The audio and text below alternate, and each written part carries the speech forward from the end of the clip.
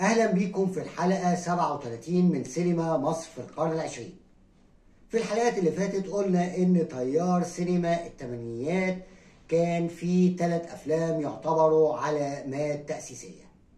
اتعرضنا في حلقات سابقة لفيلمين منهم وهم العوامة 70 وطائر على الطريق، وفي حلقتنا دي هنتعرض للفيلم الثالث وهو سواق الأتوبيس، إخراج عاطف الطيب، إنتاج 1982. سواق الأتوبيس يعتبر الفيلم الأنجح بين الأفلام الثلاثة، وده نظرا لارتباطه بالجمهور. يعني هو فيلم قصته أقرب إلى الجمهور وأسهل من العوامة 70 وطائر على الطريق، واقتراب الأفلام من الجمهور ومن مشاكلهم دي سمة موجودة في أفلام عاطف الطيب. قلنا إن سينما التمانينيات وهذا التيار كان عبارة عن شلة مرتبطين مع بعض بعلاقات صداقة قوية وبيشتغلوا مع بعض. في سواق الأتوبيس نقدر نقول إن الشلة كلها كانت معزومة. القصة لمحمد خان وبشير الديك، والسيناريو لبشير الديك، المونتاج لنادية شكري، مدير التصوير سعيد شيمي، والإخراج لعاطف الطيب. يعني معظم أعضاء التيار ده والشلة كانوا موجودين في الفيلم ده، بالإضافة إن الفيلم ده شهد تعاون بين محمد خان وعاطف الطيب، ودول أهم اسمين في هذا التيار. لذلك سواق الأتوبيس فيلم له خصوصية. قبل ما نتكلم عن الفيلم هنتكلم على عاطف الطيب. عاطف الطيب من مواليد مركز المراغة محافظة سوهاج عام 1947. التحق بمعهد السينما وتخرج عام 70. بعد كده اتجند في القوات المسلحة من بعد تخرجه لسنة 75، يعني في الفترة اللي شهدت حرب أكتوبر. بعد كده هو عمل فيلمين تسجيليين واشتغل مساعد مخرج لاسمين كبار قوي في السينما المصرية، شادي عبد السلام ويوسف شاهين. واشتغل مساعد مخرج في افلام اجنبية اتصورت في مصر زي فيلم جيمس بوند ذا سباي هو لافد مي، فيلم سفنكس، فيلم ميردر اون ذا نايل، فيلم جاليبولي. وده اعطاه خبرة كبيرة جدا. بعد كده عمل فيلمه الاول وهو الغيرة القاتلة، وهو معالجة لمسرحية عطيل لشكسبير. وبعد كده عمل فيلمه الثاني اللي هو هنتكلم عليه في الحلقة دي، سواق الأتوبيس. في سواق الأتوبيس عندنا حسن سواق أتوبيس الصبح وبعد الظهر سواق تاكسي، محارب قديم حارب في اليمن و67 و73، متزوج عن حب، مراته تحدت رغبة أهلها واتجوزته وعنده ابن، بيعمل باجتهاد عشان يعول أسرته، وعنده زوجة محبة، راجل حياته رغم المشاكل اللي بيواجهها كويسة. أزمة حسن بتحصل لما ورشة أبوه بينزل عليها قرار حجز، ويبقى فيه مطالبة للسداد بمبلغ كبير بسبب تأخر في دفع ضرائب. حسن عشان بيحاول انه يتصدى للمشكلة لكنه بيتعرض لصدمة كبيرة، صدمة في اخواته وفي جواز اخواته والمجتمع اللي اتغير وقيمه اتبدلت، ويكتشف ان هذا التغير وصل لحد بيته، لمراته اللي بترفض ان هو يقف جنب اسرته، والخلاف ده بيحتدم بينهم وبينتهي بالانفصال وبيطلق مراته. في أول الفيلم حسن بيبقى سايق الأتوبيس بتاعه، حادثة نشل بتحصل، حسن بيقفل الباب، يقوم النشال ناطط من الشباك. لما بينط من الشباك حسن بيبص عليه والأتوبيس بيكمل. في آخر الفيلم نفس الموقف بيحصل، بس في المرة دي حسن بيوقف الأتوبيس وينزل ويطارد النشال ويضربه ضرب مبرح جدا وهو بيصرخ يقول يا ولاد الكلب. هل الشتيمة والضرب للنشال ولا للمجتمع والظروف اللي خلت المجتمع بالقسوة دي وبالأنانية دي وبالطمع ده.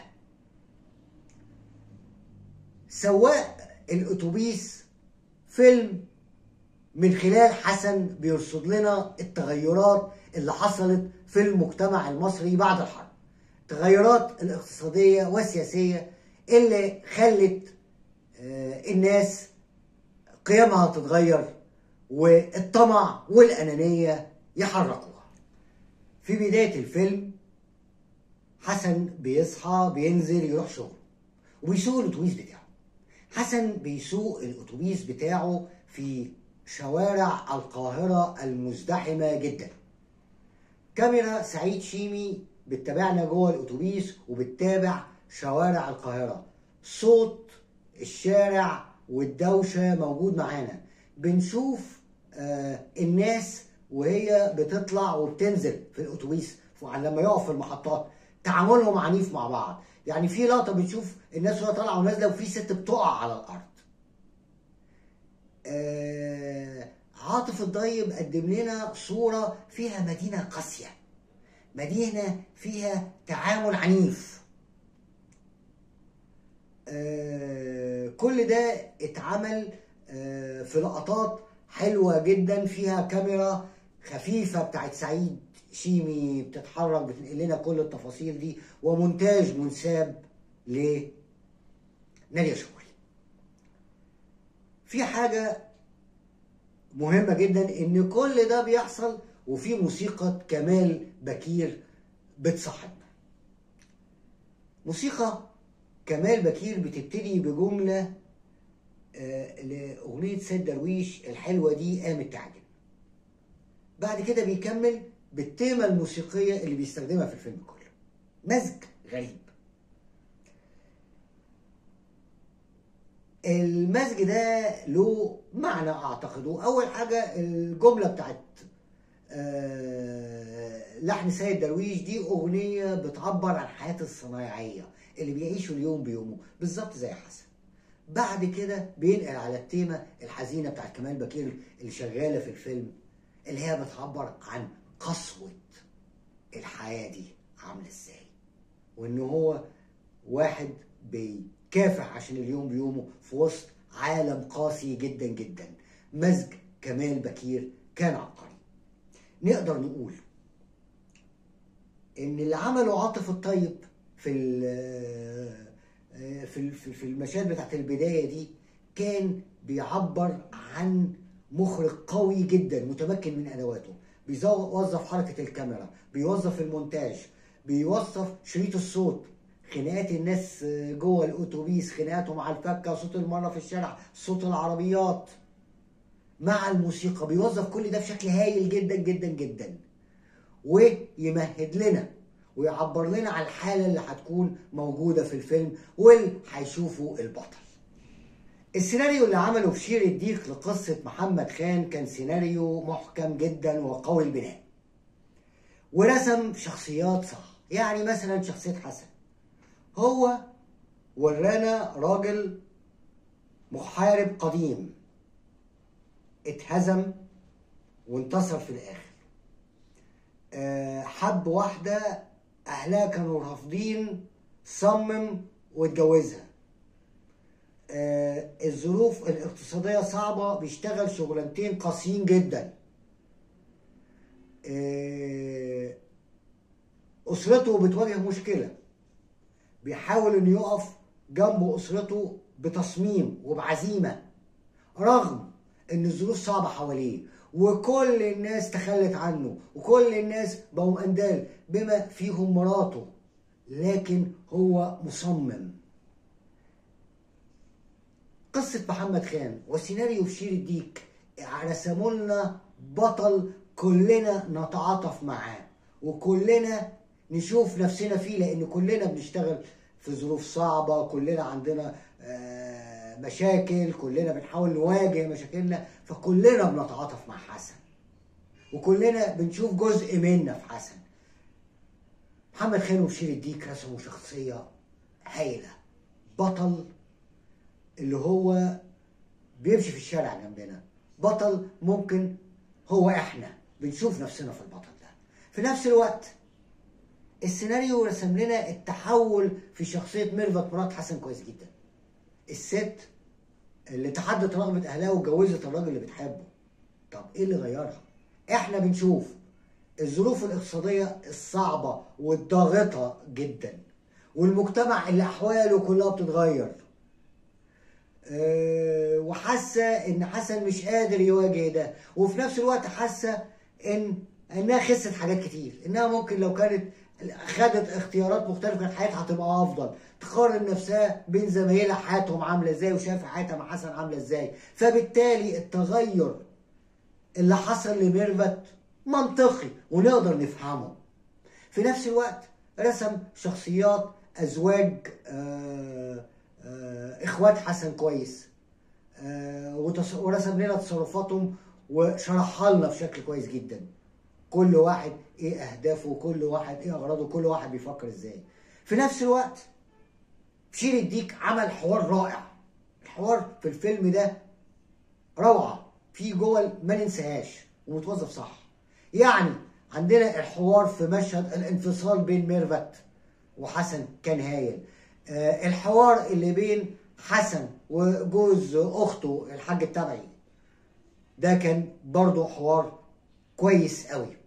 ونقدر نقول ان بشير الديك قدر يعمل لنا سيناريو يعبر عن التغييرات اللي حصلت في المجتمع المصري في الفترة دي ويرصدها بشكل رائع جدا. عاطف الطيب في سواق الأتوبيس صور لنا القاهرة في صورة مدينة فيها قسوة، الناس بيتعاملوا فيها بعنف مع بعض، مش مدينة جميلة، لكن صورها مدينة جميلة في مشهد واحد، وهو المشهد اللي حسن فيه بيلتقي مع رفاق السلاح في الحرب، أصدقائه اللي كانوا في الجيش اللي حارب معاهم. ومكان المشهد هو الهرم، عند الهرم بالليل في ليلة مقمرة. يعني المشهد الوحيد اللي القاهرة تبدو فيه جميلة هو كان في لقاء رفاق السلاح في الحرب، الناس اللي وقفت جنب بعض. وفين؟ جنب الهرم. جنب الهرم اللي هو حاجة بتوري لكم التاريخ العريق للبلد دي. والمشهد ده اتعمل فيه تكوينات فيها جمال عالي جدا من عاطف الطيب. في حاجة كمان في المشهد ده وهي استخدام الموسيقى التصويرية. هنلاحظ ان كمال بكير بيبتدي بجملة من بلادي بلادي لسيد درويش، بعد كده بيدخل بالتيمة الموسيقية بتاعته. المزج العبقري اللي اشتغل عليه كمال بكير في الفيلم ده بين موسيقى سيد درويش والموسيقى بتاعته بتوري لنا الرابطة اللي بين الناس دول، كانوا رفاق سلاح في حرب من أجل الوطن ده، وفي نفس الوقت هم في اللحظة دي اللي عايشين فيها بقسوة العالم اللي هو فيه دلوقتي. النقلة دي زي المزج اللي عمله في بداية الفيلم بالظبط. كمان بكير كان بيعمل حاجات رائعة في الفيلم ده. عاطف الطيب عمل تكوينات هايلة جدا في مشاهد كتير، منهم المشهد اللي فيه انفصال ميرفت وحسن. احنا بنشوف ميرفت قاعدة، حسن قاعد جنبها، وفي مراية بتخليها تشوفهم من زاوية تانية. الكاميرا محطوطة في زاوية معينة بتخلي ميرفت في مقدمة الكادر، حجمها أكبر وهي بتتكلم وما بتبصش لحسن. التكوين ده وميرفت في مقدمة الكادر ببصتها وبيبقى شكل جسمها أضخم من حسن شوية، بيوري لنا التصميم اللي هي عليه، إنها عندها تصميم وقررت إنها تنهي هذه العلاقة وتنهي هذا الزواج.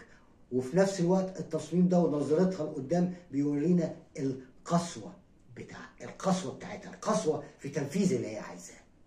التكوين كان هايل الحقيقة، ودايما اللي بيتفرج على الفيلم بيقف قصاد هذا التكوين. في حاجه كمان في المشهد ده، ان المشهد ده بيبتدي، المشهد ده 6 مشاهد، 4 منهم معمولين في 10 ثواني، عباره عن لقطات كلوز اب، جمله من ميرفت وجمله من حسن وقطع. 4 كلوزات اب، 4 لقطات كلوز اب، لقطات قريبه من الوش. بعد كده قطع، بنشوف اللقطه الواسعه اللي فيها ميرفت وحسن في التكوين اللي لسه شارحينه دلوقتي، اللي هي قاعدين جنب بعض وهي في المقدمه وكده، والحوار بيدور منهم، وهوب بيحصل الانفصال. حسن بيخرج من المشهد وبيسيبها وهي قاعده لوحدها في نفس التكوين بتاعها، وهي رافعه راسها وتبص قدام. مشهد بيبين قوي حرفه عاطف الطيب، سواء في التكوين او في تقطيع اللقطات، ومهاره نادية شكري كمونتيرة. في مشهد والد حسن قاعد في الورشه بتاعته لوحده، بعد ما الورشه اتحجز عليها ومقفوله وما فيهاش شغل، هو حاطط كرسي وقاعد لوحده. الكاميرا بتبقى فوق بتورينا سقف الورشه، وبعد كده بتنزل لتحت، وحسن داخل بيتمشى يوصل لابوه وبيتكلم معاه. احنا بنشوفهم مع بعض في لونج شوت. بعد كده الاب بيقوم وحسن بيتمشى معاه في الورشه، الكاميرا بتتابعه. الاب بيحكي عن ذكرياته في الورشه دي، والكاميرا بتتابعهم، وكل شويه الكاميرا وهي بتتابعهم بتدخل تقرب منهم، لغايه ما كنا في الاول في لقطه واسعه لونج شوت، لقطه كبيره، بنوصل ان احنا لميديم شوت، لقطه متوسطه، الاتنين بنشوفهم لغايه وسطهم كده، لقطه متوسطه بنشوفهم لما يبتدي حسن يطرح افكاره لحل المشكله، ومنها حل انهم يبيعوا البيت. المشهد ده ما فيهوش قطعه واحد، هي وان شوت ماشيه من غير ولا كات، مفيش لقطه، هي لقطه واحده زي المسرح بالظبط. اللقطات دي صعبه في تنفيذها، لكن عاطف الطيب اختار انه ينفذ المشهد ده بالشكل ده علشان ما يقطعش الاسترسال في الحديث اللي بين الاب وابنه في لحظه الاتنين قريبين جدا من بعض. ما عملش قطع واحد، شاف ان الفيلم، ان اللقطه دي لما تتعمل وان شوت هو ده الحل المناسب ليها وافضل شيء يتعمل، رغم ان هو صعب. عاطف الطيب كان عنده حاجه كده كررها اكتر من مره في الفيلم ده، ان بنلاقي حد يقول اقتراح معين، فبيقول الاقتراح بتاعه وقطع مشهد تاني خالص، واحد بيقول اعتراض على الاقتراح ده. يعني احنا بنشوف حسن قاعد مع زمايله وبيقول انا هبيع العربيه بتاعتي، بيقول هبيع العربيه بتاعتي، قطع لقطه كلوز اب على ميرفت امين بتقول له عربيه ايه اللي انت هتبيعها. مره تانيه حسن بيتكلم مع ابوه بيقول له انا نبيع البيت عشان نحل المشكله دي، قطع. مكان تاني مشهد تاني عوني جوز اخته بيقول بيت ايه اللي يبيعه. الطريقه دي بتخلق سرعه في الاحداث، بتخلق تشويق، بتخلق اثاره، وفي نفس الوقت بتبين لنا ان في سيناريو مكتوب كويس ومخرج عارف شغله صح ومتمكن من ادواته صح قوي. عندنا في مشهد وفاة الأب هنلاحظ إن الكاميرا بتلف، بنشوف وشوش أزواج الأخت. عاطف الطيب استغل الكاميرا بتخلي ملامحهم مش مظبوطة، شكلهم قبيح، وكل ده لعب حاجة في تراك الصوت خلى أصوات البكاء اللي حواليهم متداخلة مش واضحة كأن فيها صدى. الحكاية دي عملت تأثير عند المشاهد، إنه هو كان بيورينا مدى قبح هذه الشخصيات ومدى نفاقها وهي تتصنع الحزن، والناس دي أصلا كانت جاية ناوية تورث الراجل بالحياة وتستغل حاجته. ففي تمكن من عاطف الطيب، عارف بيعمل ايه، انا هعمل ايه هنا، استغل عدسة الكاميرا ازاي. في نفس الوقت بعد كده قطع في الاتوبيس وواحدة ست بتقول انها اتنشلت، زي الموقف اللي حصل في اول الفيلم. بس التغيير بيحصل هنا ان حسن بيوقف الاتوبيس وبيطارد اللص وبيجيبه وبيضربه بقوة وبيصرخ يا ولاد الكلب عدة مرات. حسن حط كل غضبه من المجتمع والظروف اللي اتغيرت والتشوه اللي حصل للناس في ضرباته للنشال، وكل ده كان مصاحب بموسيقى كمال بكير، نفس المقطوعة الموسيقية اللي استخدمت في مشهد لقاء حسن برفقاء السلاح، اللي هو المقطوعة اللي بتبتدي بجملة موسيقية من نشيد بلادي بلادي. عاطف الطيب في المشهد ده قدم لنا حسن كمحارب قديم بيصرخ في وجه كل سلبيات المجتمع، خلانا كمشاهدين كلنا نشوف نفسنا مكان حسن ونشعر ان حسن بيمثلنا، ودي كانت لمحة عالية الذكاء من عاطف الطيب.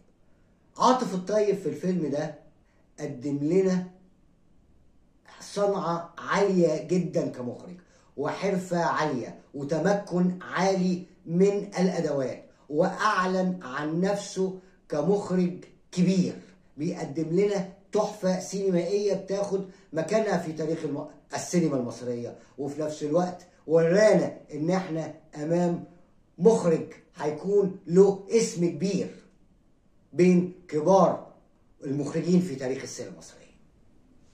الفيلم كان فيه عناصر مميزة كتير، منها المونتاج لنادية شكري. سواء الأتوبيس فيلم له خصوصية وله جو معين، نادية شكري قدرت تعمل إيقاع مظبوط يناسب خصوصية وأجواء هذا الفيلم. ده نادية شكري عملته بمهارة وموهبة وحرفة كبيرة.